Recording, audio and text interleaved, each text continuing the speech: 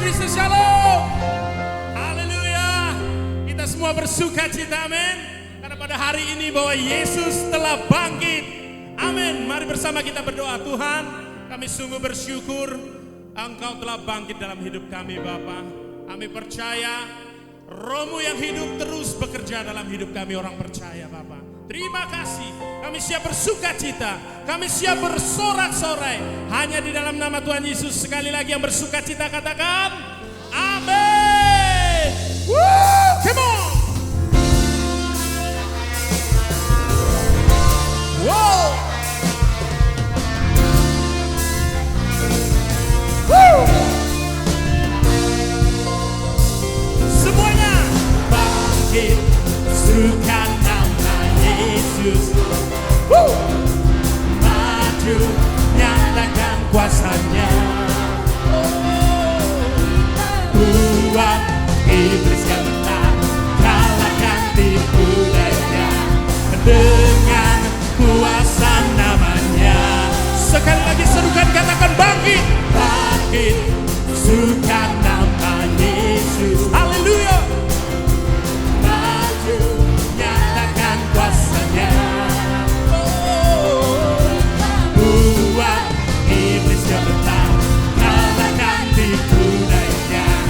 Dengan kuasa namanya siapa katakan nama Yesus, menara yang kuat, nama Yesus kota benteng,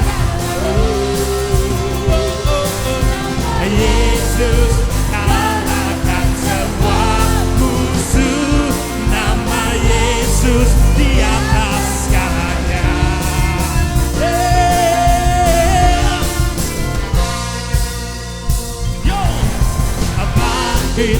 Serukan nama Yesus, maju, nyatakan kuasanya. Kita buat iblis gemetar, kalahkan tipu daya dengan kuasa nama Yesus, nama Yesus, menara yang kuat, Yesus kota benteng yang teguh, nama Yesus, Yesus kalahkan semua musuh, nama Yesus. Mari jemaat saja katakan nama Yesus, nama Yesus, come on, woo. Menara yang kuat, haleluya, nama Yesus kota benteng.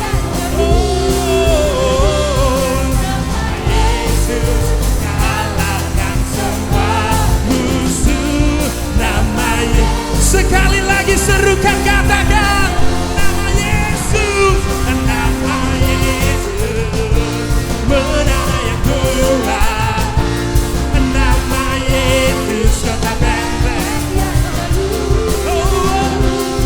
nama Yesus kalahkan semua musuh, nama Yesus di atas segalanya, nama Yesus, nama katakan nama Yesus, nama Yesus, nama Yesus, nama sekali lagi nama Yesus, nama Yesus di atas segalanya.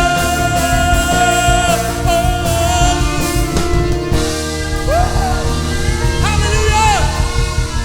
Nama Yesus, nama di atas segala nama dalam hidup kita, amin. Sebab Dia bangkit. Haleluya, come on.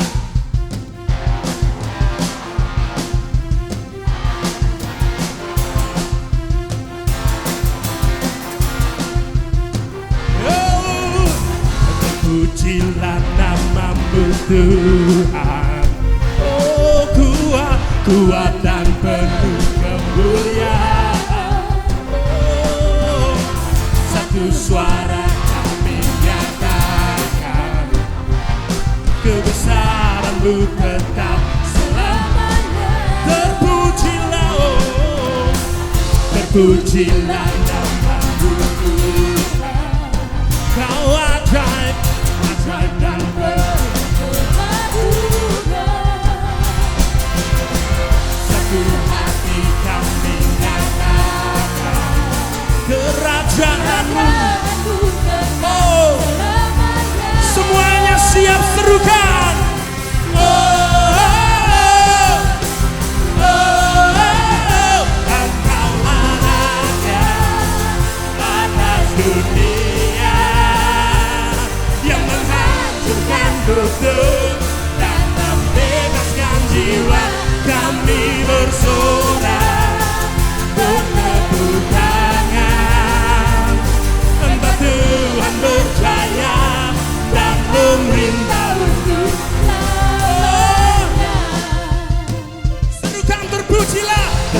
pujilah ajaib Tuhan, penuh keagungan, satu hati, kerajaanmu,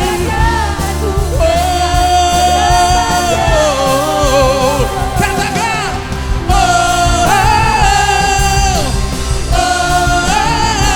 Engkaulah Raja atas dunia, yang menghancurkan kudus dan membebaskan jiwa. Kami bersorak, bertepuk tangan, Engkau Tuhan berjaya. Mari semangat saja, serukan, katakan, Kaulah Raja atas dunia, yang menghancurkan kudus dan membebaskan jiwa. Kami bersorak, bertepuk tangan, Engkau Tuhan berjaya. Come on, Engkaulah Tuhan, Engkaulah Raja atas dunia, yang menghancurkan kudus dan membebaskan jiwa. Haleluya. Engkaulah Raja atas dunia, yang menghancurkan kudus dan membebaskan jiwa. Kami bersorak, bertepuk tangan, Engkau Tuhan berjaya dan memerintah untuk selama. Hey!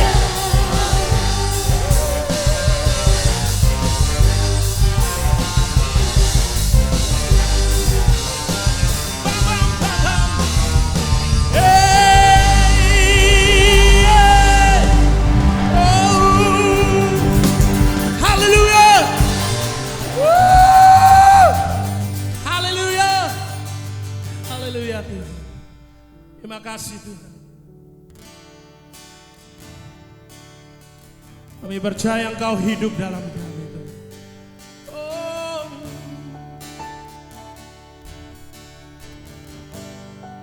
Kau Bapa yang setia. Oh.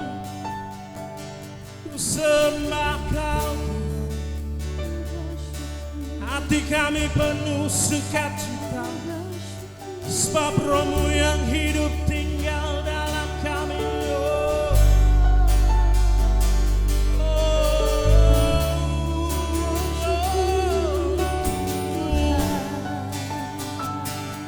Sembah Dia, sembah Dia. Kau Bapa yang setia.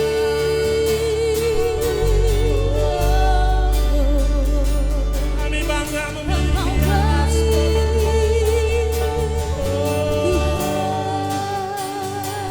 haleluya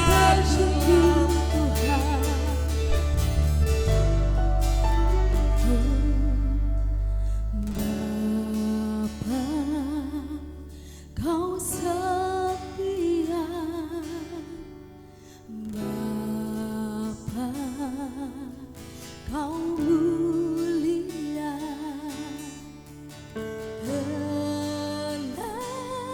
Tenanglah jiwaku, Allah bersamamu.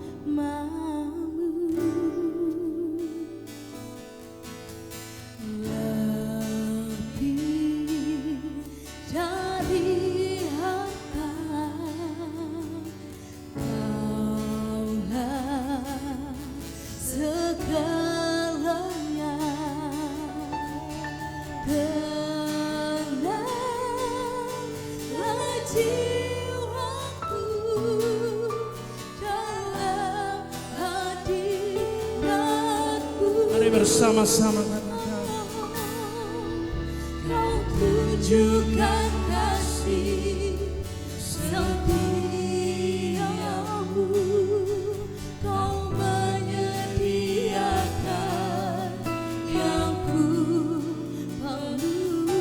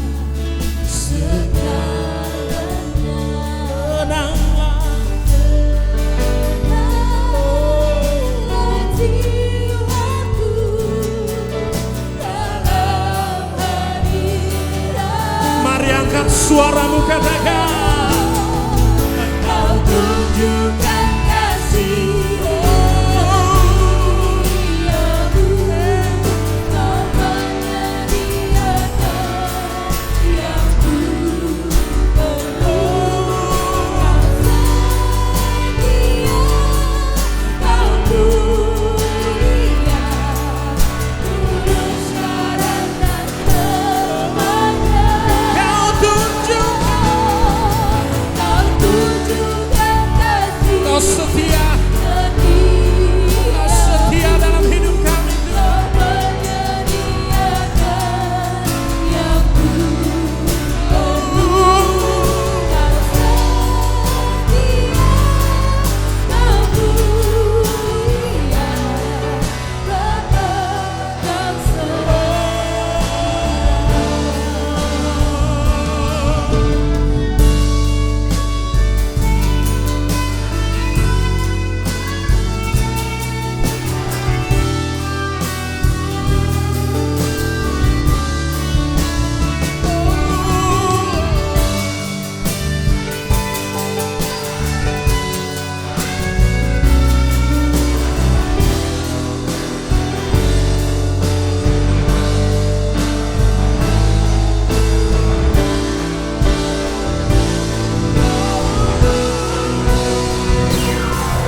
Kau tunjukkan kasih setiamu, kau menyediakan yang ku perlu. Kau setia, kau mulia, tulus dan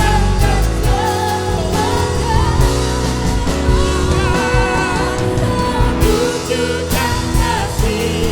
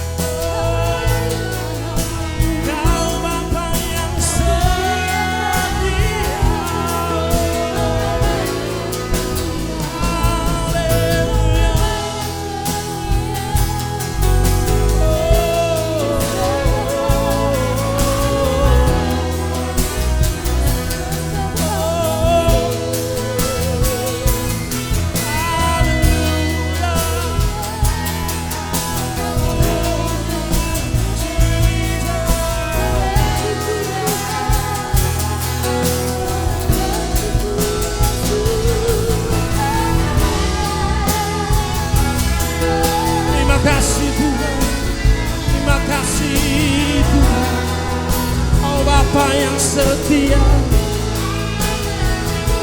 bahkan nyawa Kau berikan.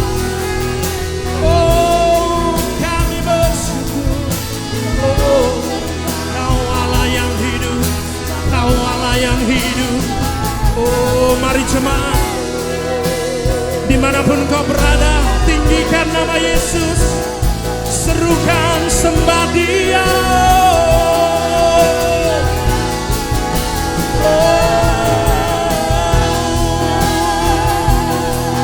Haleluya, namamu Tuhan.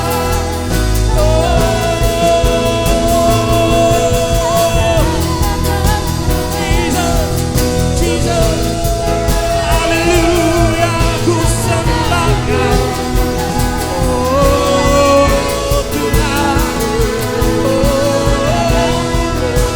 Kami percaya Kau pulihkan negeri kami. Kami percaya Kau pulihkan Indonesia. Oh,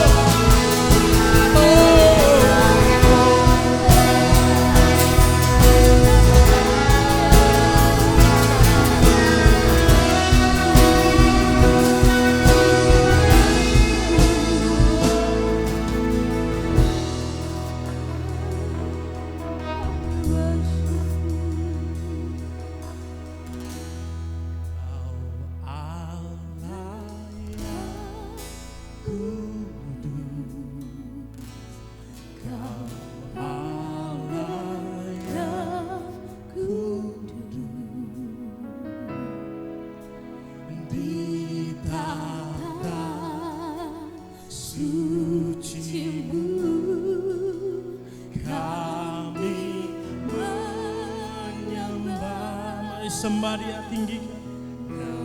Namamu bisa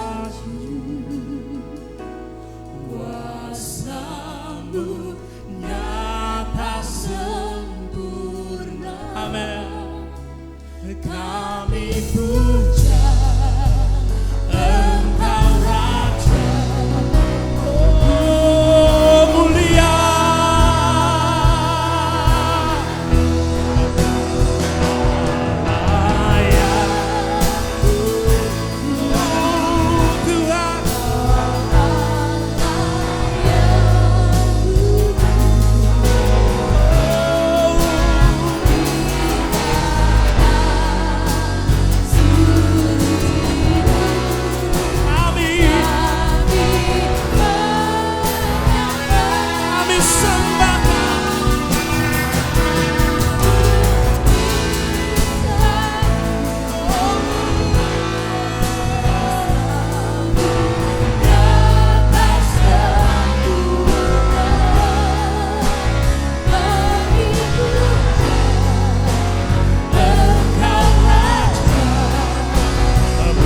Mari jemaat kita bangkit berdiri bersama-sama.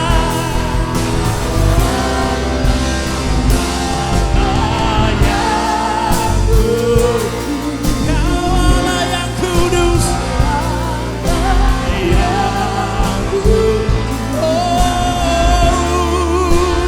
ditata suci-Mu.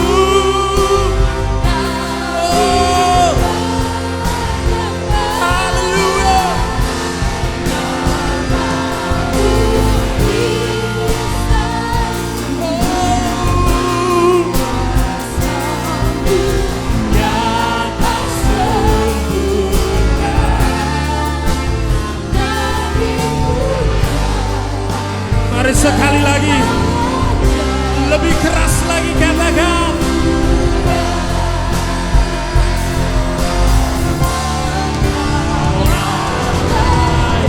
Haleluya.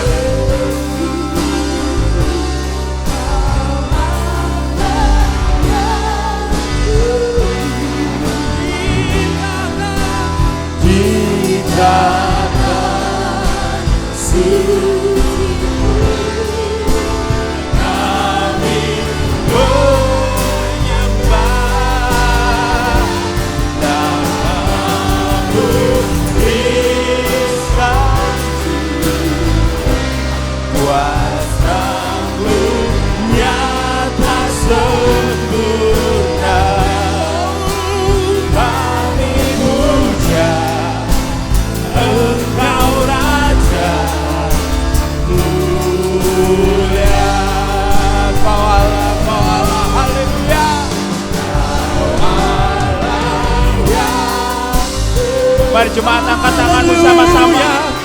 Mari kita sembah Dia.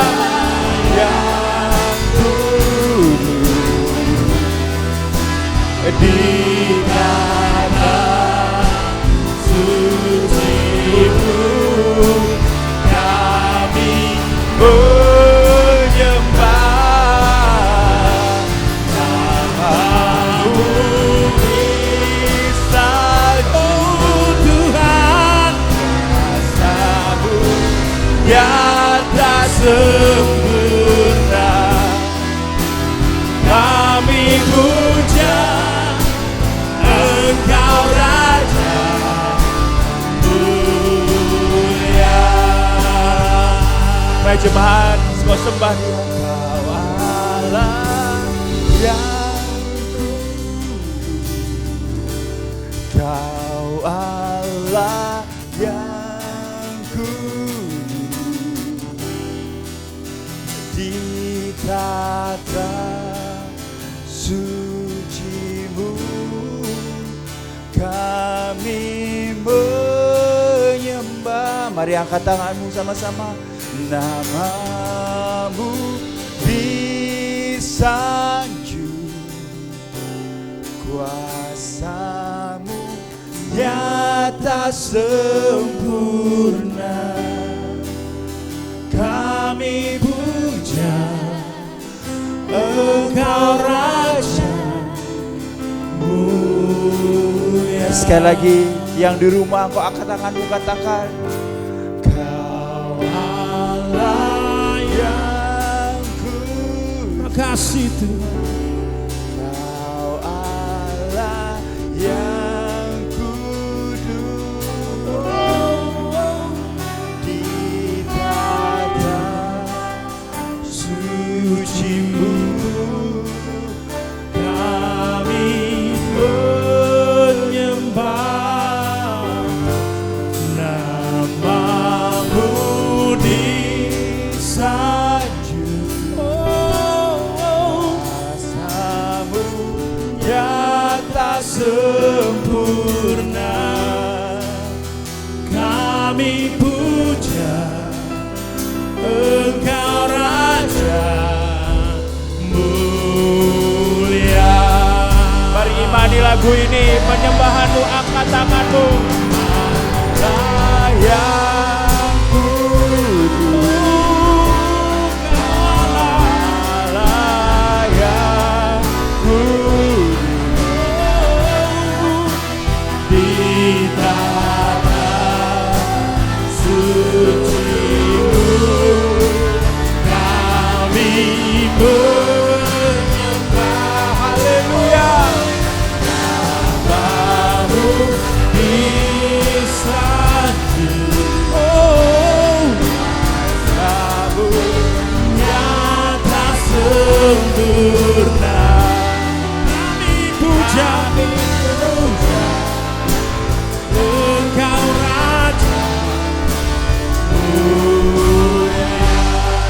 Kami puja, kami puja, kami puja Engkau Raja mulia. Kami puja, kami puja Engkau Raja mulia.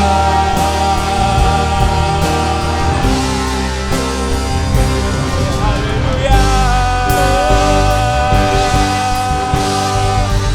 Mari kita beri kemuliaan bagi Tuhan kita, Raja Haleluya. di atas segala raja. Haleluya, haleluya. Jesus. Jesus.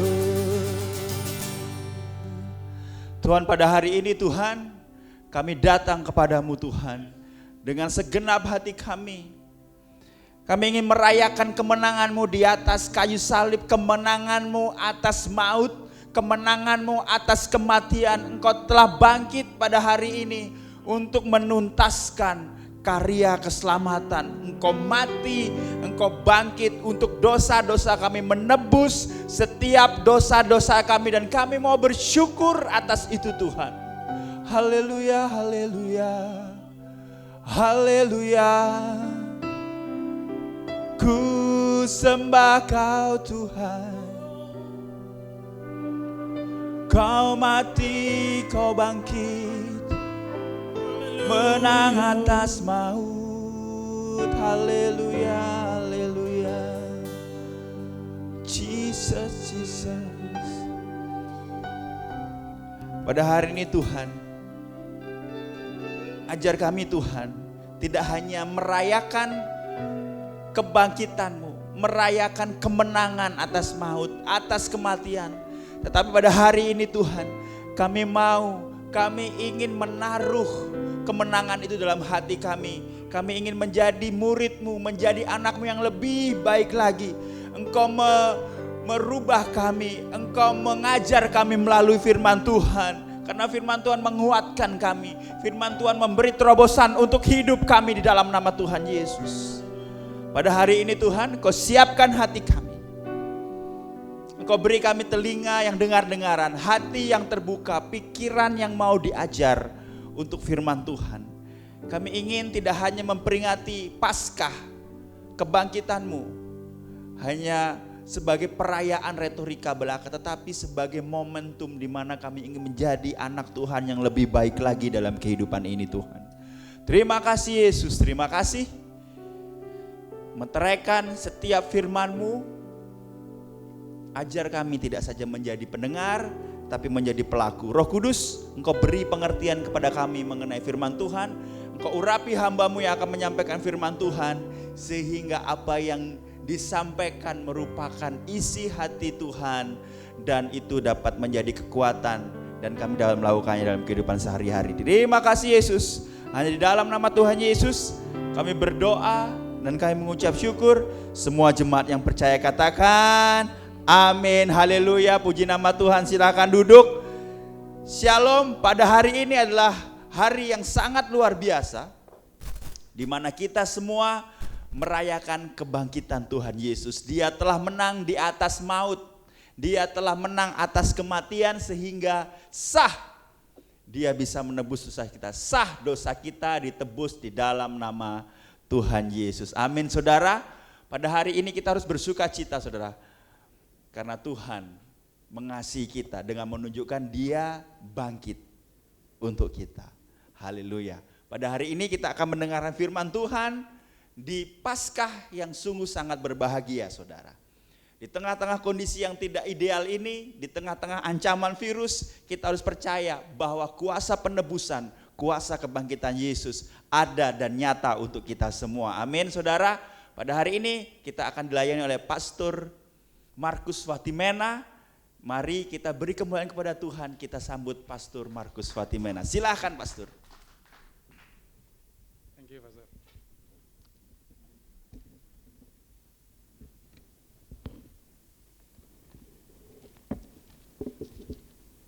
Baik, sekali lagi shalom saudara. Puji Tuhan. Ini merupakan satu momen yang luar biasa buat kita sekalian.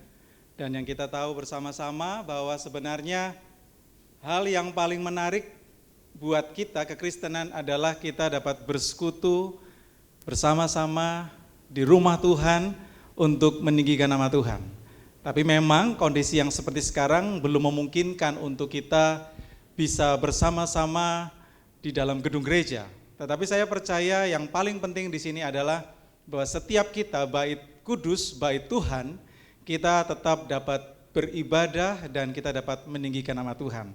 Oleh karena itu saya ingin terus memotivasi buat Bapak Ibu Saudara sekalian yang tentunya saat ini ada di rumah dan menyaksikan akan ibadah ini. Saya berdoa supaya setiap kita diberi kesehatan, diberi kekuatan dan juga diberikan penghiburan oleh Tuhan. Saya katakan penghiburan karena saya tahu pasti setiap kita udah bosan di rumah ya.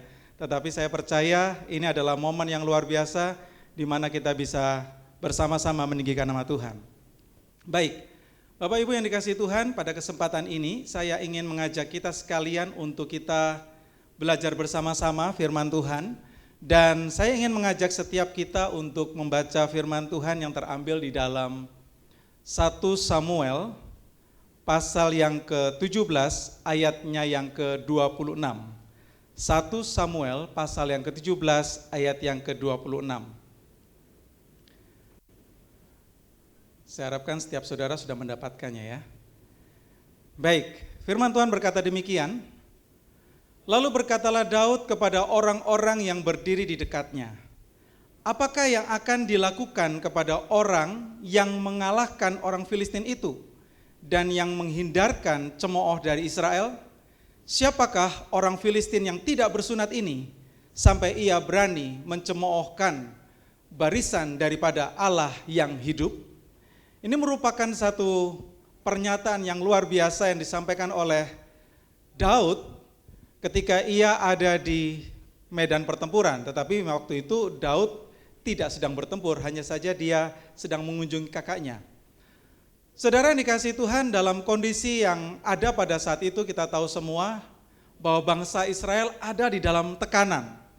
Dan kita tahu bahwa ketika bangsa Israel dalam tekanan, mereka semua sedang bersembunyi, mereka nggak berani muncul. Ya memang mereka terlihat, tetapi mereka tidak berani langsung menghadapi tantangan daripada bangsa Filistin. Dalam arti di sini pasukan yang ada di depan dia yaitu pasukan Filistin yang dipimpin oleh Goliat. Tetapi kita tahu bersama dalam kondisi seperti itu bahwa bangsa Israel bukan saja dia ketakutan, tapi mereka berpikir siapa yang kira-kira akan maju mengawali semuanya atau maju terlebih dahulu untuk menghadapi Goliat. Dan sampai saat itu diperkirakan kurang lebih hampir 1 bulan lamanya bangsa Israel tidak dapat berbuat apa-apa. Mereka senantiasa diteror, mereka ada dalam teror, mereka dalam tekanan, dan mereka tidak dapat berbuat apa-apa. Dan dalam kondisi seperti itu, tiba-tiba muncul seorang muda yang kita tahu bersama namanya Daud. Dan kita tahu bahwa Daud pada waktu muncul, Daud hanyalah seorang muda yang diutus oleh ayahnya untuk membawakan makanan buat kakak-kakaknya. Tetapi yang terjadi di sana, Daud tergelitik untuk ingin tahu apa yang terjadi. Nah, Bapak Ibu yang dikasihi Tuhan, sebelum saya menyampaikan lebih jauh, saya ingin menginformasikan buat kita sekalian, bagi Bapak Ibu Saudara yang suka dengan judul, maka judul pada saat ini, dalam ibadah kita saat ini adalah Hidup yang Berkemenangan. Hidup yang berkemenangan. Berbicara soal hidup yang berkemenangan, saya jujur aja sebetulnya membawa judul ini agak-agak sedikit bertanya-tanya juga dalam kehidupan saya. Mengapa saya katakan demikian? Karena berbicara tentang berkemenangan itu tentunya berbicara tentang seseorang yang dalam kondisi apapun selalu menang, begitu.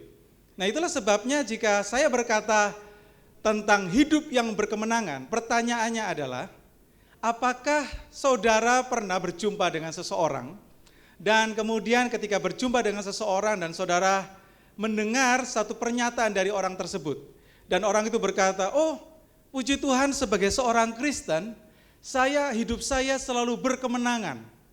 Tentunya muncul dalam benak saudara tentang orang tersebut. Apakah orang yang berkata bahwa dia hidup berkemenangan pasti tidak pernah punya masalah? Mungkin muncul pemikiran seperti itu.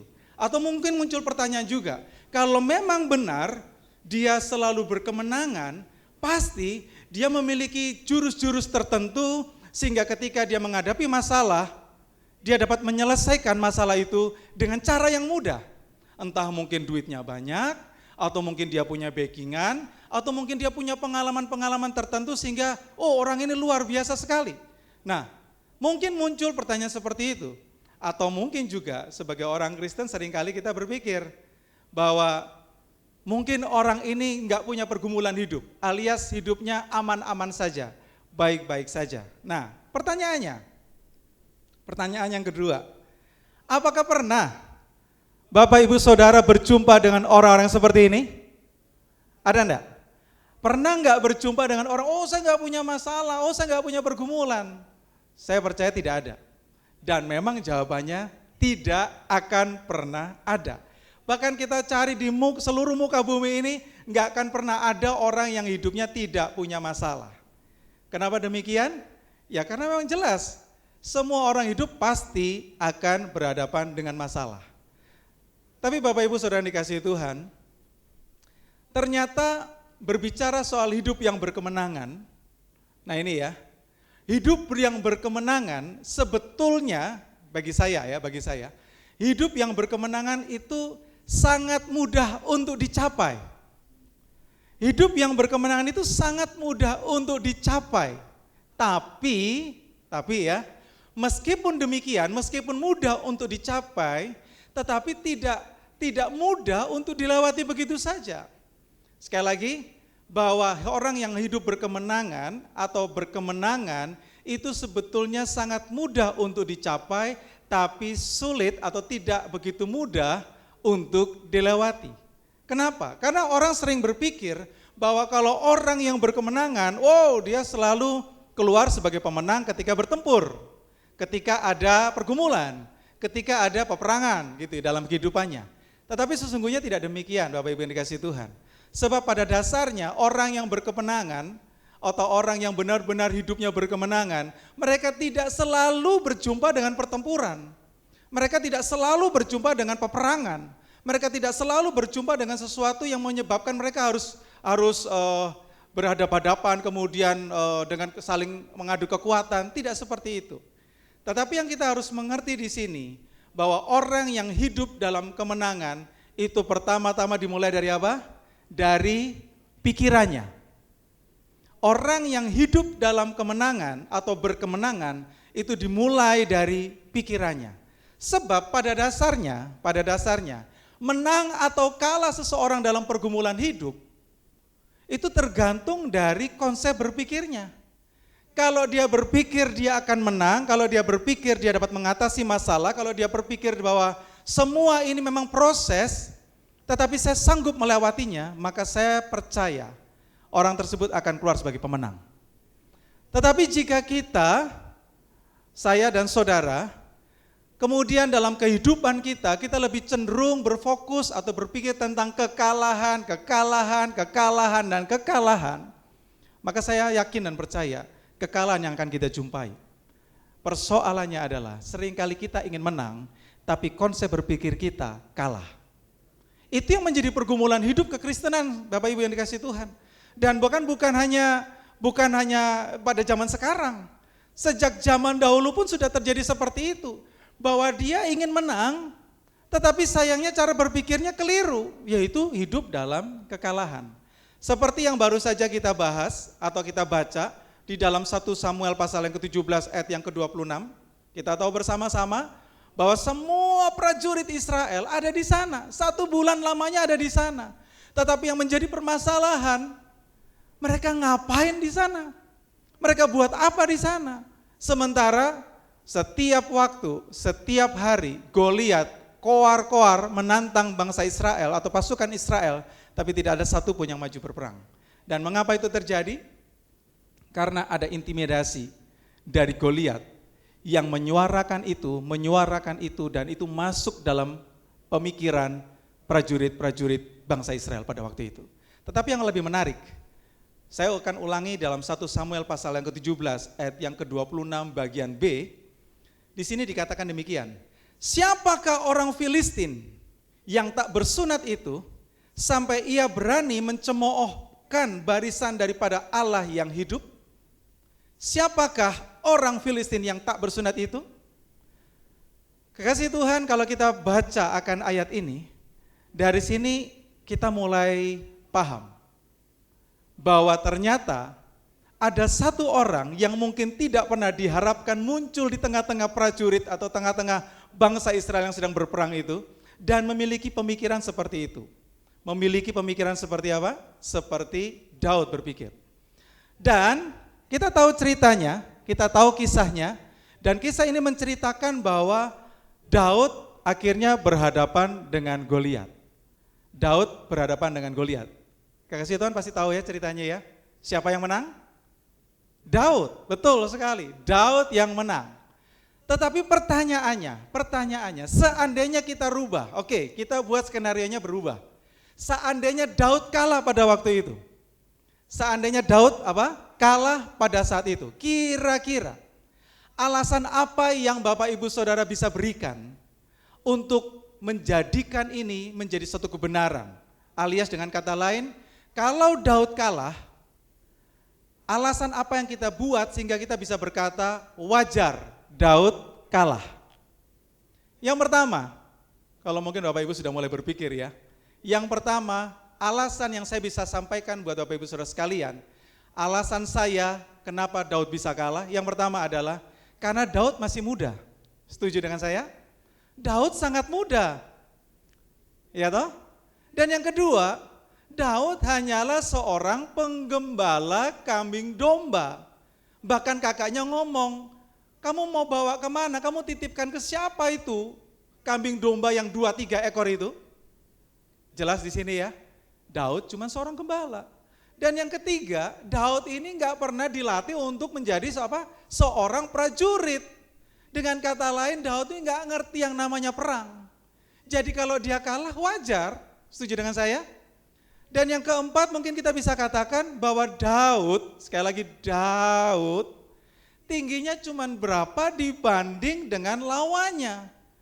Saya hitung-hitung kurang lebih tingginya Goliat itu bisa sekitar 2 meter 80 cm atau 2,80 cm atau bahkan bisa sampai 3 meter kurang lebih. Tetapi bisa dibayangin Mungkin Daud ya mungkin tingginya sekitar 180 cm atau mungkin 1,8 begitu. Dan masih ada 100 terpaut 100 cm di atasnya dia, itulah tingginya Goliat. Jadi bisa dibayangkan betapa mengerikannya berhadapan dengan Goliat. Dengan kata lain, seandainya Daud kalah, setuju enggak Bapak Ibu Saudara kalau saya katakan wajar? Setuju enggak? Setuju. Setuju kalau memang Daud akan kalah. Karena Daud kecil dan Goliat gede banget. Tetapi dari sinilah kita sedang belajar melihat bahwa kalaupun ya saya ada pada waktu itu, ada di sana. Mungkin saya dekat dengan kakaknya si Daud. Mungkin saya akan bilang sama kakaknya Daud, lah buat apa dia ada di situ? Kalau bahasa Jawinya bilang, lah apa arekku ndek kono? Pasti kalah. Mau ngapain dia? Dia nggak akan bisa menang melawan Goliat. Nggak mungkin. Dia nggak pernah tahu Goliat itu siapa. Goliat itu sejak muda dia udah berperang. Sementara Daud dia nggak ngerti apa-apa. Kalau saya ada di situ, saya pasti akan berpikir demikian. Dan saya yakin Bapak Ibu Saudara sekalian yang ada di tempat ini, yang bersama-sama dengan saya belajar, pasti setuju dengan saya bahwa kita pun akan berkata yang sama. Bahkan Saul pun juga sempat berpikir demikian. Bahkan kakak-kakaknya pun juga berpikir demikian. Mengapa? Karena memang itulah pikiran kita secara manusia, secara normal, apalagi pada waktu itu prajurit-prajurit Israel, mereka benar ada di dalam tekanan. Mereka benar-benar ada di dalam tekanan dan setiap hari mereka diperhadapkan dengan teror yang sedemikian rupa. Tetapi sekali lagi, saya ingin mengajak kita kembali ke 1 Samuel tadi dan coba perhatikan apa kata Daud. Sekali lagi, apa kata Daud? Daud berkata demikian, siapakah orang Filistin yang tidak bersunat ini sampai ia berani mencemooh barisan daripada Allah yang hidup? Mungkin kalau saya nggak tahu suaranya Daud seperti apa, semelengking siapa saya nggak tahu. Tapi bisa dibayangkan kalau Daud tiba-tiba dia berdiri berkaca pinggang lalu dia bilang, siapa orang itu? Siapa dia? Sehingga dia bisa berkata demikian kepada barisan tentara Allah yang hidup. Saudara bisa imajinasikan seperti itu? Bisa imajinasikan kalau seandainya Daud berkata demikian? Tentunya Daud tidak berkata dengan gemetar, tentunya Daud tidak berkata seperti orang ketakutan, dan mungkin Daud tidak akan berkata seperti orang yang mungkin kalau orang bilang itu selengean begitu. Tapi saya percaya bahwa Daud berkata dengan sangat tegas. Dan tentunya saya bisa bayangkan bahwa ketika Daud berkata demikian, saya bisa bayangkan bahwa Daud berkata seperti ini dalam hatinya. Harus ada orang yang berani menghadapi Goliat ini. Harus ada orang yang berani menghadapi orang Filistin ini. Harus. Tapi pertanyaannya, semua prajurit Israel, apakah ada yang berani berdiri? Tidak ada yang berani berdiri. Saudara membaca itu? Dalam 1 Samuel 17, tidak ada seorang pun yang berani berdiri menghadapi Goliat. Dan yang berikutnya saya juga yakin, pasti Daud berkata dalam hatinya dengan rasa gemetar, dia berkata gini, kalau memang yang lain gak ada, saya siap maju. Bisa membayangkan itu? Kalau memang yang lain gak ada yang berdiri, menghadapi Goliat ini, saya yang akan maju pertama kali. Saya nggak tahu apakah Daud ini frustasi atau sombong, saya nggak tahu. Tetapi nanti kita akan lihat kenapa Daud bisa berpikir demikian. Tetapi yang jelas, Saul itu orang yang paling tinggi di seluruh pasukan Israel di situ. Dan Saul itu kalau misalnya dalam ilmu peperangan, dia itu panglima tertinggi dari pasukan itu. Tapi Saul pun tidak berani keluar menjumpai Goliat. Kenapa hal itu terjadi? Ya, mereka terteror dan mereka ketakutan. Dan yang ketiga, ini yang saya sangat senang sekali untuk masuk poin yang ketiga. Dan Daud berkata dalam hatinya, saya yang akan maju dan saya akan mengalahkan dia. Saya. Amin saudaraku. Daud berkata demikian. Dan saya senang sekali, saya imajinasikan Daud mungkin dengan bajunya yang sangat sederhana ya. Saudara tahu baju gembala itu seperti apa? Maksudnya dalam arti penggembala kambing gitu ya. Dia seperti apa bajunya? Pasti tentu bajunya tidak sekeren saya begitu ya. Tetapi yang Bapak Ibu Saudara ketahui, orang yang menggembalakan itu enggak peduli dengan penampilannya. Tetapi yang ada dalam kehidupannya adalah dia punya keyakinan yang luar biasa bahwa dia yang akan mengalahkan Goliat. Bagi saya ini adalah mental yang luar biasa yang harusnya dimiliki oleh setiap anak Tuhan pada saat ini. Sekali lagi pertanyaan yang sangat penting buat kita sekalian Bapak Ibu yang dikasihi Tuhan. Pertanyaan yang paling penting adalah, kalau tadi kita bertanya kira-kira apa sih yang menjadi alasan kalau seandainya Daud kalah. Tapi kali ini enggak. Kali ini pertanyaan saya yang berikutnya adalah, saya banyak pertanyaan ini ya. Pertanyaan saya yang berikutnya adalah, apa yang menyebabkan Daud sanggup? Sekali lagi, apa yang menyebabkan Daud sanggup untuk mengalahkan Goliat? Nah, ini perlu dicatat Bapak Ibu yang dikasihi Tuhan. Saya menemukan ada 3 hal. Yang pertama, alasan bagaimana Daud bisa sanggup mengalahkan Goliat, yang pertama adalah ayat yang ke-45 dari 1 Samuel pasal yang ke-17. Di sana dikatakan demikian. Engkau mendatangi aku dengan pedang dan tombak dan lembing.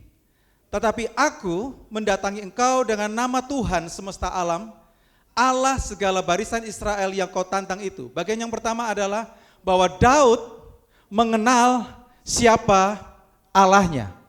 Jadi alasan yang pertama mengapa Daud berani mengalahkan Goliat atau bisa mengalahkan Goliat, karena yang pertama Daud kenal betul siapa Allahnya. Bapak Ibu yang dikasihi Tuhan, kalau kita lihat ayat yang ke-45, kemudian Bapak Ibu coba fokus, ada satu kata, yaitu kata Tuhan. Di situ ditulis dengan huruf besar semua, kapital, Tuhan, huruf besar semua, dan itu sebenarnya menuju kepada Jehovah. Jehovah artinya satu-satunya Allah yang benar, satu-satunya Allah yang besar, satu-satunya Allah yang dapat diandalkan. Jadi dengan kata lain, kenapa Daud berani menghadapi Goliat? Karena yang pertama adalah Daud mengenal betul siapa Allahnya. Dan karena Daud tahu bahwa Allahnya adalah satu-satunya Allah yang benar, satu-satunya Allah yang besar, satu-satunya Allah yang dapat diandalkan, maka Daud berani menghadapi Goliat. Pertanyaannya, apakah bangsa Israel tidak mengenal Allah secara benar? Bagaimana menurut Bapak Ibu Saudara? Apakah Daud punya keyakinan seperti itu, tetapi yang lain tidak punya keyakinan seperti itu? Dari sini kita bisa melihat bahwa kunci untuk kita menang adalah memiliki pemahaman tentang Allah yang benar seperti Daud.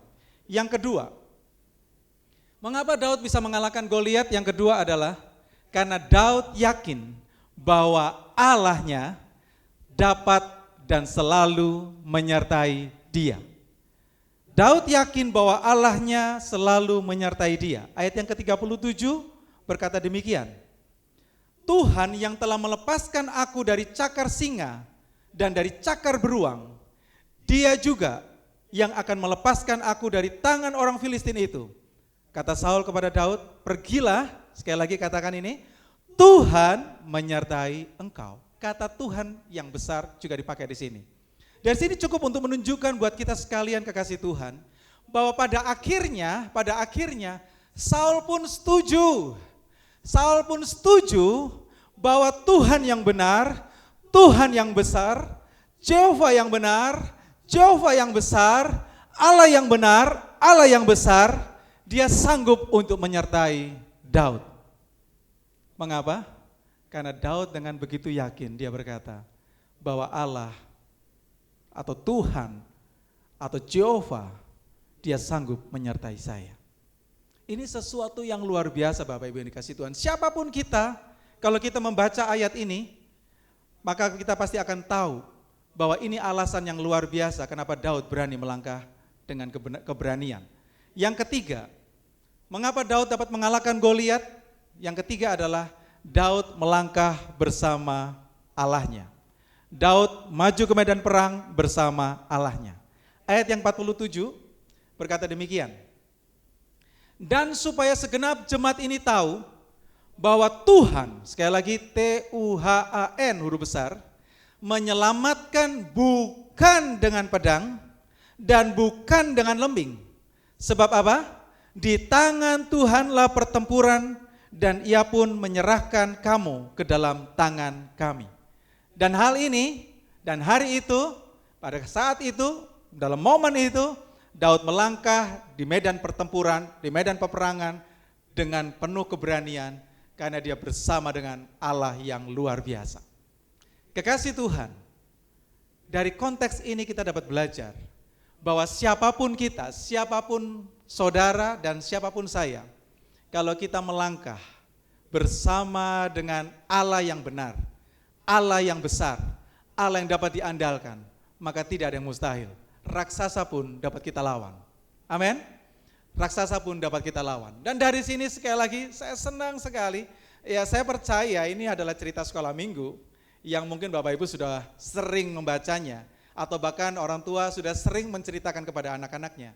Tetapi sekali lagi mari perhatikan sekali lagi bahwa ketika Daud berpikir seperti itu, sesungguhnya Daud belum berada di mana? Medan pertempuran.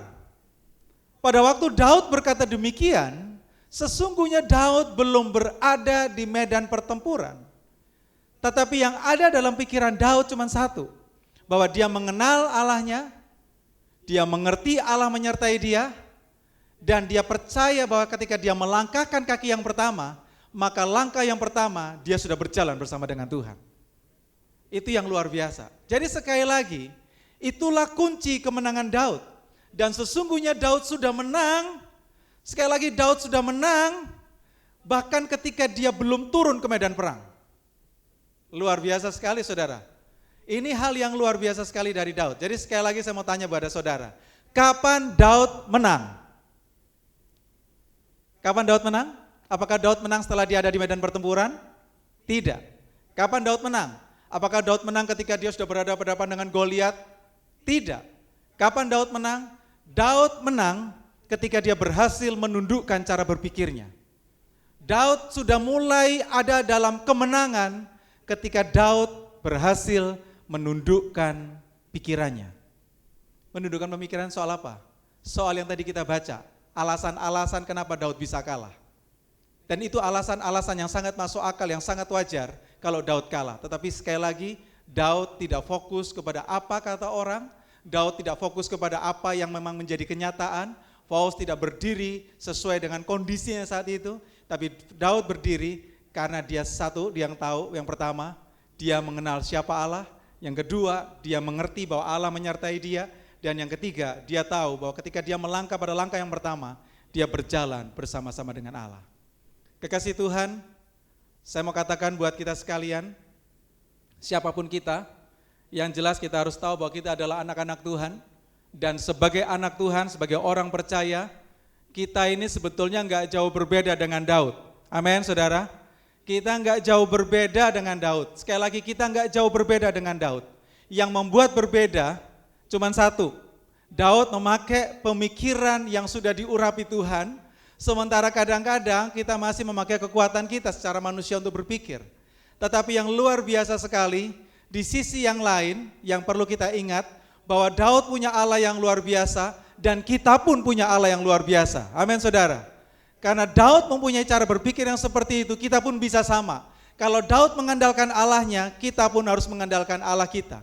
Dan Allah kita dan Allahnya Daud adalah Allah yang sama. Itulah sebabnya yang paling penting buat kita adalah apakah kita mengenal Allah yang kita percayai selama ini.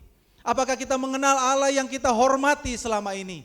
Apakah kita mengenal Allah yang kita percayai selama ini. Itu yang paling penting. Dan yang kedua, apakah kita memiliki keyakinan tentang siapa Allah yang berjanji untuk menyertai kita. Apakah kita memiliki keyakinan untuk hal itu. Dan yang ketiga, yang terakhir, apakah kita memiliki keberanian untuk melangkah bersama-sama dengan Dia. Kekasih Tuhan, lalu apa kaitannya dengan momen Paskah ini? Apa kaitannya?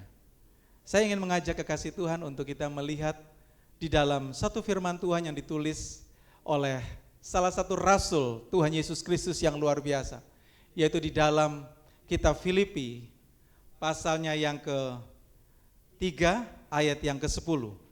Filipi pasal yang ketiga ayat yang ke-10. Ini pernyataan daripada Rasul Paulus, dia berkata demikian.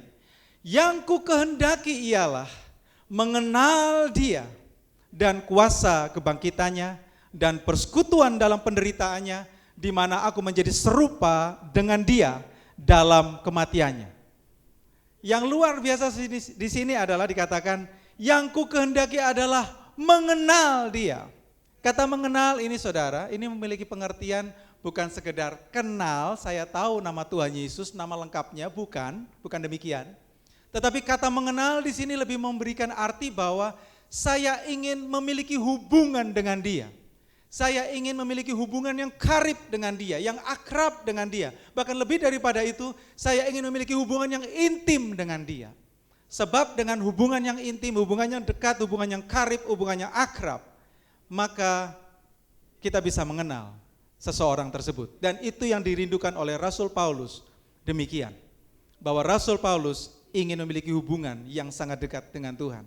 Dan siapa Rasul Paulus? Tentunya setiap kita tahu bahwa Rasul Paulus bukan orang sembarangan. Dia adalah seorang murid dari seorang guru yang luar biasa pada zaman itu. Dan Rasul Paulus juga adalah seorang yang pemberani. Dia ahli Taurat, dia melakukan semua hukum Taurat dengan sempurna. Bahkan satu yang luar biasa daripada dia adalah bahwa Daud memiliki stempel atau memiliki hak, bahkan hak untuk membunuh orang-orang yang menjadi pengikut Yesus. Itu luar biasa pada zaman itu. Tetapi sekali lagi kenapa hal ini bisa terbalik? Kenapa Rasul Paulus bisa berkata, yang ku kehendaki adalah mengenal Dia?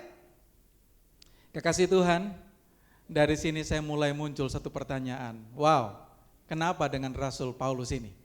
Ada apa dengan Rasul Paulus ini? Sesungguhnya yang terjadi kekasih Tuhan, bahwa Rasul Paulus tahu dengan memiliki kedekatan dengan Allah, dengan memiliki kedekatan dengan Tuhan Yesus Kristus, maka ia dapat memiliki satu pengenalan yang benar tentang Dia. Siapapun kita hari-hari ini, yang paling penting bukan seberapa hebatnya kita, tapi yang paling penting adalah adakah kita mengenal Dia sebagai satu-satunya Allah yang benar. Mengenal Yesus Kristus sebagai satu-satunya Allah yang benar. Dan kalau kita mengenal Dia secara benar, maka saya percaya kekasih Tuhan, kemenangan sudah ada di tangan kita. Amin, saudara. Jika kita mengenal Dia sebagai Allah yang benar, maka saya yakin dan percaya kemenangan sudah ada di tangan kita. Dan bukan hanya kemenangan, Rasul Paulus katakan bukan hanya mengenal Dia saja, tapi kuasa kebangkitannya. Jadi dengan Rasul Paulus mengerti tentang kuasa kebangkitan Yesus, maka dengan demikian Rasul Paulus pun tahu siapa Dia dan siapa Yesus Kristus yang telah bangkit itu. Dan itulah sebabnya bagi kita setiap orang percaya pada saat ini, adakah Bapak Ibu Saudara dikasihi Tuhan mengenal satu-satunya Allah yang benar yang kita panggil di dalam nama Yesus? Jika saudara mengenal Dia sebagai Allah yang benar, maka saya percaya kuasa kebangkitan Yesus dapat membuat saya dan saudara menjadi pribadi yang berkemenangan. Amin saudara, menjadi pribadi yang berkemenangan. Tapi ingat satu hal, mari saya undang pemain musik boleh maju ke depan. Saya ingatkan satu hal Bapak Ibu Saudara dikasih Tuhan, bahwa iblis cenderung ingin mengingatkan kita tentang kesalahan kita, kelemahan kita, bahkan dosa-dosa kita di masa lalu. Itu pekerjaannya iblis. Tetapi sekali lagi saya mau beritahu buat Bapak Ibu Saudara yang dikasih Tuhan. Yang paling penting sekarang adalah, mari percayakan hidup Bapak Ibu Saudara kepada Tuhan. Percayakan hidup kita kepada Tuhan. Sebab tangannya yang luar biasa, tangan yang pernah dipakukan di kayu salib, dan bahkan mahkota duri yang pernah menancap pada kepalanya, itu menunjukkan bahwa Dia menerima kita apa adanya.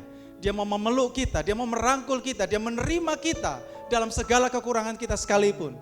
Dan bahkan Dia memikirkan kita, dan memikirkan kita, dan memikirkan kita, dan Dia tidak pernah terbesit sekalipun dalam pikiran Yesus untuk terus mengingat akan kesalahanmu. Sebab Tuhan Yesus tahu bahwa yang paling penting dalam kehidupan kita adalah kita bersama-sama dengan Tuhan Yesus. Itulah sebabnya kekasih Tuhan, sebelum saya mengakhiri akan renungan saya pada saat ini, saya mau beritahu buat kita sekalian, sebagai orang yang berkemenangan, maka kita harus tahu bahwa Yesus yang kita sembah adalah Yesus yang hidup. Yesus yang kita sembah adalah Allah yang hidup. Dan karena dia hidup, maka dia memberikan harapan-harapan yang baru. Memberi harapan yang baru, bukan harapan kosong, bukan harapan yang semu, bahkan bukan harapan yang palsu. Dia memberikan harapan yang baru. Mengapa? Sebab karena dia hidup, karena dia bangkit, maka dia menyediakan tempat buat kita di surga. Karena itu jangan khawatir. Saudara memiliki tempat di surga. Dan tempat itu jauh lebih indah dari manapun yang ada di dunia ini. Dan yang kedua, harapan apa yang Tuhan Yesus berikan? Harapan itu adalah harapan yang sangat luar biasa, yaitu dia memberikan Roh Kudus-Nya buat saya dan saudara. Dan Roh Kudus itu yang memampukan kita untuk berjalan, bahkan menjalani kehidupan kita untuk tetap kuat dan bahkan berkemenangan bersama dengan Tuhan. Oleh karena itu percayalah, apapun masalah yang Bapak Ibu Saudara hadapi pada saat-saat ini, Roh Kudus ada bersama dengan kita, dan Roh Kudus dapat memampukan kita menjalani kehidupan dan bahkan menjalaninya dari satu kemenangan kepada kemenangan, karena Roh Kudus yang ada dalam diri kita memampukan kita untuk kita menjadi pribadi yang terus melekat dengan Tuhan. Dan yang terakhir, yang ketiga, harapan apa yang Tuhan berikan? Harapan yang ketiga ini adalah ini, saudaraku. Dalam Matius pasal yang ke-28 ayat yang ke-20, Tuhan berjanji bahwa dia memberikan penyertaan yang ajaib buat kita. Mungkin kondisi-kondisi seperti sekarang adalah kondisi yang, ya kalau orang bilang membingungkan, menjenuhkan, menjengkelkan, bahkan membuat gundah.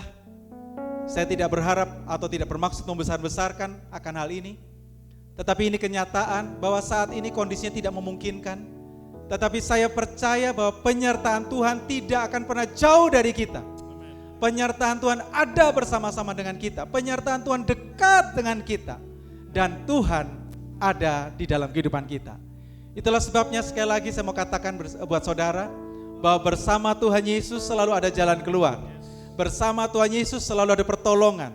Dan pertolongan Tuhan tidak pernah terlambat, karena dia tahu saat dan waktu yang tepat. Itulah sebabnya saya ingat satu pujian ini, pujian yang luar biasa, dan saya nanti minta tolong teman-teman saya, hamba Tuhan di sini untuk menyanyikan ini bersama-sama dengan saya. Satu buah pujian lama yang berkata, sebab dia hidup, ada hari esok. Hidup jadi berarti sebab apa? Yesus hidup. Dan Yesus hidup, karena Yesus hidup, maka tidak perlu khawatir, tidak perlu cemas. Sama seperti Daud, dia enggak khawatir, dia enggak cemas. Meskipun raksasa ada di depan dia, meskipun masalah saya dan saudara begitu besar di depan kita, sekali lagi jangan takut. Sebab Yesus hidup, dia menyertai kita, ada hari esok, maka hidup ini sangat berarti. Yes. Bisa bantu saya naikkan pujian ini? Haleluya. Sebab dia hidup, ada hari esok. Naikkan pujian dengan penuh sukacita, dengan penuh semangat, dengan rasa percaya. Allah kita luar biasa. Yesus namanya, Katakan, menyembuhkan, menyucikan, bahkan mati. Amin. tebus dosaku, kubur kosong membuktikan dia hidup. Sekali lagi katakan dari awal. Anak Allah, Yesus namanya menyembuhkan. Apapun sakit saudara, dia sanggup menyembuhkan dan bahkan dia sanggup menyucikan. Bahkan mati, tebus dosaku, kubur kosong membuktikan katakan dia Yesus hidup. Sebab dia hidup, ada hari esok. Sebab dia hidup, katakan tak gentar, karena ku tahu dia pegang hari esok. hidup jadi berarti sebab dia hidup. Biar musik saja menanggalkan pujian ini dengan pelan. Sekali lagi Bapak Ibu yang dikasihi Tuhan, saya mau beritahu buat Bapak Ibu. Meskipun hari ini di bulan seperti ini, di momen Paskah, Bapak Ibu mungkin tidak merayakan semeriah seperti dulu-dulunya, tetapi itu tidak akan mengurangi rasa sukacita kita. Sebab kita punya Allah yang hidup, Yesus yang hidup, Dia bangkit dan Dia menjamin kehidupan kita. Dan katakan buat diri saudara, katakan buat diri saya juga, katakan buat semua keluarga-keluarga kita yang kita kasihi, bahwa bersama dengan Yesus selalu ada pertolongan yang ajaib. Amin. Biar pujian ini memberi semangat buat kita, biar pujian ini menambah semangat gairah kita untuk terus berlari bersama-sama dengan Tuhan. Dan tidak perlu takut, tidak perlu gentar, sebab Yesus hidup. Anak Allah, Yesus namanya. Anak Allah, oh, oh, Yesus namanya. Amin. Menyucikan, oh, bahkan mati tebus dosaku. Kubur kosong membuktikan Dia hidup. Sebab Yesus hidup. Dia hidup. Amin. Ada hari esok. Sebab Dia hidup. Katakan dengan iman. Ku tak gentar, karena ku tahu Dia pegang hari esok. Hidup jadi berarti sebab Dia hidup. Katakan sekali lagi bersama-sama. Saya undang bangkit berdiri bersama-sama untuk kekasih Tuhan yang ada di rumah. Dan katakan bersama-sama, Yesus hidup ada di esok. Sebab Dia hidup. Katakan, tak gentar, Karena ku tahu Dia pegang hari esok. Hidup jadi berarti sebab Dia hidup. hidup jadi berarti. Hidup jadi berarti sebab Dia hidup. Katakan, saya dan saudara berarti. Jadi berarti Sebab Yesus hidup. Haleluya. Amin. Oh, buat Bapak Ibu Saudara di rumah, bersukacitalah, bergembiralah, dan bahkan jangan takut dan jangan gentar apapun masalah yang kita hadapi, sebab kita tahu kita bersama-sama dengan Tuhan. Amin. Mari kita satukan hati dan kita berdoa. Bapa yang baik, terima kasih Tuhan Yesus untuk kasih setiamu yang luar biasa pada saat ini. Tuhan Yesus, kami tahu dalam pergumulan seperti sekarang ini Tuhan, kami adalah orang yang paling malang kalau kami menggunakan kekuatan kami sendiri. Kami adalah orang yang paling menderita kalau kami justru mencari pertolongan dari tempat lain. Padahal sesungguhnya kami punya Allah yang hidup, Allah yang kami kenal dalam Yesus Kristus. Oleh sebab itu Tuhan, kami berdoa supaya Tuhan campur tangan dalam kehidupan kami. Engkau yang lebih mengerti dan lebih mengenal kondisi kami, bahkan lebih daripada kami mengenal akan diri kami sendiri. Tuhan, kami berdoa biarlah apapun permasalahan, pergumulan yang kami hadapi, meskipun itu sebesar raksasa sekalipun, Tuhan, kami mau katakan bahwa kami mengenal Engkau satu-satunya Allah yang benar, yang sanggup menolong kami. Bahkan kami mau katakan buat pikiran dan hati kami, bahkan untuk jiwa kami, bahwa kami tahu bahwa Yesus yang menyertai kami adalah Yesus yang luar biasa, yang menyertai Daud dan memberi kemenangan buat Daud. Dan kami juga mau katakan ya Tuhan, bahwa setiap langkah kami tidak akan pernah melangkah dalam kesendirian kami. Karena kami tahu bahwa kami akan melangkah bersama-sama dengan Tuhan. Oleh karenanya itu Tuhan, kami berdoa buat kehidupan kami. Mari Kau campur tangan buat saudara yang lemah, saudara yang sakit, saudara yang dalam pergumulan, saudara yang pada saat-saat ini menghadapi masalah yang berat. Tuhan, kami berdoa, biarlah kuasa kebangkitan Yesus Kristus memerdekakan kami dari setiap masalah yang ada. Bahkan membukakan mata kami sehingga kami boleh melihat jalan keluar dari Tuhan. Bahkan kami gak lupa berdoa untuk bangsa ini Tuhan Yesus. Kami memberkati bangsa ini. Kami menyerahkan bangsa ini ke dalam tangan Tuhan. Kami berdoa buat saudara-saudara kami yang saat ini mungkin sakit Tuhan. Mungkin terkena COVID-19 Tuhan, kami berdoa dimanapun mereka berada, siapapun mereka.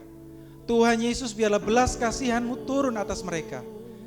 Memberikan pertolongan yang ajaib, bahkan memberikan kesembuhan dan beri kesempatan mereka untuk mereka boleh mengenal Tuhan Yesus. Bahkan mereka boleh diselamatkan, bukan hanya diselamatkan secara fisik yaitu kesehatan, tapi mereka juga diselamatkan secara jiwa dan roh. Kami berdoa Tuhan, biarlah tangan kasih Tuhan menjamah mereka. Bahkan kami juga berdoa untuk pemerintah di bangsa ini, Tuhan berikan hikmat, kemampuan dalam mengatasi masalah ini. Biarlah kekuatan Tuhan yang bekerja dan memberkati kota kami Surabaya. Dan kami menyerahkan hamba-hambamu, anak-anakmu dimanapun mereka berada. Biarlah mereka berjalan dalam kemenangan Tuhan. Tuhan Yesus, ini kami. Terima kasih buat hidup yang berkemenangan yang Tuhan berikan buat kami. Dan kami mengucap syukur karena Tuhan baik atas kami. Terima kasih Tuhan. Kami menyerahkan akan hidup kami dan seluruh kehidupan aktivitas kami dalam tangan Tuhan. Biar nama-Mu dipermuliakan. Demi nama Yesus kami berdoa. Amin. Silakan duduk Bapak Ibu yang dikasih Tuhan. Dan saya serahkan waktu selanjutnya buat Bapak Gembala kita. Puji nama Tuhan. Siapa yang diberkati pada hari ini? Mari kita sama-sama katakan amin. Puji nama Tuhan. Saudara, perlu diingat saudara, keadaan yang tidak ideal seperti ini, kita percaya, kita yakin bahwa Tuhan selalu ada untuk kita. Amin. Tuhan selalu menyertai kita. Karena apa? Karena Tuhan Maha Tahu, Tuhan Maha Hadir dimanapun kita berada. Pada hari ini gereja ingin mengumumkan beberapa hal. Yang pertama saudara, bahwa persembahan bisa saudara lakukan dengan bank transfer atau scan barcode. Tadi saudara pada saat khotbah akan dimunculkan beberapa kali untuk nomor rekening dan juga barcode saudara. Dan kita berdoa supaya Tuhan terus melindungi saudara, terus melindungi gerejanya, terus melindungi anak-anak Tuhan saudara. Minggu depan kita tetap bertemu kembali di udara, di online, di YouTube. Bisa diakses di youtube.com/faith GBI Faith Unlimited gitu. Jadi saudara, kalau saudara kelewatan jam 10.30 mungkin sedang masak yang ibu-ibu, bisa diakses kembali saudara. Jadi jangan dilewatkan, terus kita pelihara iman kita pelihara kedekatan kita dengan Tuhan. Selain ibadah, gereja juga menyajikan atau gereja juga memberikan beberapa renungan harian setiap pagi melalui WA Group. Lalu kita juga ada renungan pagi melalui sosial media Instagram. Kita juga ada renungan video renungan kuat dalam Tuhan. Saya dan juga Pastor Markus akan bergantian memberikan kekuatan demi kekuatan. Supaya apa? Supaya kita terus kuat di tengah badai kehidupan. Amin saudara. Daud di atas kertas kalah saudara harusnya. Tetapi karena Tuhan dia menang. Amin saudara. Pada hari ini mari kita tutup ibadah kita. Ibadah Paskah yang luar biasa ini. Kita diberkati dengan puji-pujian, kita diberkati oleh firman Tuhan. Mari jemaat kita bangkit berdiri, kita berdoa untuk semuanya. Kita berdoa untuk ibadah firman Tuhan dan Anda semua tempat ini. Mari kita berdoa. Tuhan, kami bersyukur atas berkat-Mu, atas rahmat-Mu dalam kehidupan kami. Kami berdoa Tuhan untuk jemaat-Mu yang memberikan persembahan, baik persembahan mingguan maupun persembahan persepuluhan. Kami berdoa agar Engkau lihat setiap pengorbanan, setiap korban yang mereka bawa di hadapan-Mu. Ajar kami terus Tuhan, bahwa kami melakukan ini karena kami mengasihi Tuhan, karena Tuhan telah mati, Tuhan telah bangkit untuk kami semua di dalam nama Tuhan Yesus. Kami percaya Tuhan Engkau adalah Tuhan yang tidak pernah berhutang, dan kami tahu Engkau akan menjadikan setiap persembahan kami harum di hadapan-Mu. Berkati juga untuk tim musik, untuk pelayan pada hari ini, untuk singer, voice leader, semua tim multimedia, agar Engkau berkati Tuhan di tengah-tengah badai, di tengah-tengah kondisi seperti ini mereka tetap setia melayani-Mu. Berkati juga jemaat yang berkekurangan Engkau cukupkan, yang sakit Engkau sembuhkan dalam nama Tuhan Yesus. Terima kasih Tuhan. Berkati untuk ibadah kami minggu depan, berkati untuk setiap apa yang kami lakukan, renungan harian, video, kuat dalam Tuhan dan apapun Tuhan. Kami percaya perlindungan-Mu nyata, perlindungan-Mu ada untuk kami, hadirat-Mu ada untuk kami Yesus. Terima kasih Tuhan, terima kasih. Dan saatnya Kau akan memberkati jemaat-Mu. Mari jemaat angkat tanganmu dan terimalah berkat dari Tuhan. Diberkatilah dimanapun Engkau berada, diberkatilah keluargamu, diberkatilah kesehatanmu, diberkatilah pekerjaan, bisnis, studi dan kuliahmu. Diberkatilah setiap rencanamu bersama Tuhan. Engkau akan naik dan tidak pernah turun. Engkau akan menjadi kepadan bukan ekor, dan Engkau akan setia kepada Tuhan sampai pada kesudahannya. Engkau Alfa dan Omega. Haleluya. Alfa